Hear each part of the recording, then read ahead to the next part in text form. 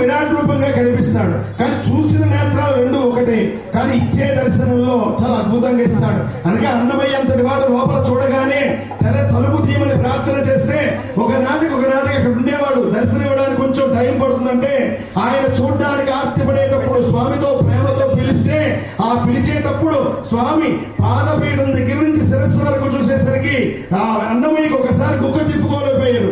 ఎవరి పొగడగల నీని అని ఒక్కసారి పొడగంటిమయ్యా నిన్ను పురుషోత్తమ అన్నాడు. ఆ ప్రాణాలని పడిబాయిగా తిరిగే ప్రాణబంధుడు అన్నాడు. నువ్వు ఉన్నా లేకపోయినా నీ ఊపిరి తీరుస్తున్నప్పుడు వదులుతున్నప్పుడు లోపల ప్రాణబంధుడై ఉన్నాడు ఆయన. అట్లాంటి వెంకటేశ్వర స్వామి వారికి చేసిన సేవ గాని చేసిన కైంకర్యం గాని ఏ చిన్న కైంకర్యం మనం చేసినా స్వామి వెంటనే ఇస్తాడు సత్ఫలితాన్ని. కానీ ఇచ్చేటప్పుడు ఆనందంగా ఎంత ఇవ్వాలో అంత ఇస్తాడు. మన కష్టాన్ని మన దుఃఖాన్ని తన దుఃఖంగా తీసుకుంటాడు. కనుకనే ఒకే ఎక్కడైనా వెంకటేశ్వర స్వామి వారు గాని విష్ణువు గాని ఇలా అభయమిచ్చే ఉంటాడమ్మా. ఇలా అభయమిచ్చే ఉండేటువంటి భగవంతుడు శ్రీ మహావిష్ణువు ఒక్క వెంకటేశ్వర స్వామి అవతారంలో మాత్రమే హస్తాన్ని ఇలా తిప్పి నా పాదాలను ఆశ్రయించు నీకు నేనున్నాను అని చెప్పి ఆ చెప్తున్న సందర్భంలో ఒకనొక సందర్భంలో యువతల ఒడ్డు నుంచి అవతల ఒడ్డు నది దాటాలంటే ఈత వచ్చిన వాడు దాటగలడమ్మా. పీకలోతులో నీరు ఉన్నప్పుడు దాటడం ఈత రాకపోతే ఎంత అసాధ్యమో అట్లాంటి స్థితిలో భగవంతుడు అంతటి వాడు ఉపకారమై నది ప్రవహిస్తుండేటప్పుడు ఈత రాకపోయినా మోకాళ్ళ లోతుల్లో నీరు ఉంటే యువతల ఒడ్డు నుంచి అవతల ఒడ్డుకి సుసాధ్యంగా దాటేస్తాం.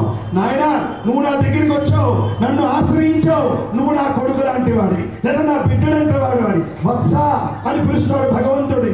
అట్లాంటి వాత్సల్యపూర్ణమైన భగవంతుడి దగ్గర పాదాలను ఒకసారి చూస్తే ఇది నా బాధ్యతని నేను ఎలాగైతే పాదాలు నేను చెప్పగలను చూసి నన్ను ఆశ్రయించేవో ఇక్కడ వరకు ఉండే కష్టాన్ని ఇక్కడ వరకు చేసేస్తానని కటిహస్తాన్ని ఇక్కడ పెట్టి దర్శనమిచ్చిన కలియుగ అవతారమూర్తి అయి ప్రత్యక్ష దైవమై కలో వెంకటనాయక అని పిలుతున్న భగవంతుడి కోసం మొదటి సంవత్సరం కళ్యాణం చేస్తే ఈ ఉన్న చిన్న మండపంలోనే ఇరుకిరుకగా కూర్చొని ఇలా సుఖంగా అనుభవించే కళ్యాణం తర్వాత ఏడాది ఇంకా అభివృద్ధిగా జరుగుతుంది. కళ్యాణ మండపం కడతారు రెడ్డి గారు. ఆ కట్టినప్పుడు అందరూ పెద్దగా అందరు కూర్చుంటారు, కానీ అక్కడ చుట్టుపక్కల కూలీని పెడతారు, ఏసీ పెడతారు, సదుపాయాలు ఉంటాయి.